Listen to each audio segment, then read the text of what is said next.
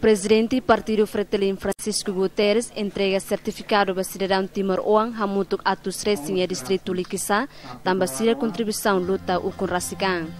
Francisco Guterres atete kata certificado não é simples, mas bem importante para sira nebe ulu for contribuição luta para independência Timor-Leste.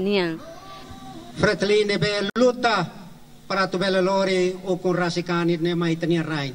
Entretanto, o secretário-geral Fretilin Marial Catírimos afirma que Fretilin continua a for reconhecimento basira na luta para a libertação nacional e a tempo o Racican. Ba militante ida, ba patriota ida, não significa ite entrega significado reconhecimento, ba ema ida que hahu duni processo luta ida ne. Marial Catiri informa tancata luta sidakotu também husu emahotu continua liberta povo husikiak no mukit nebe continua essa inspiração partido Fretilin onde liberta povo e é futuro. Diana David, José Lobato, rato reportagem.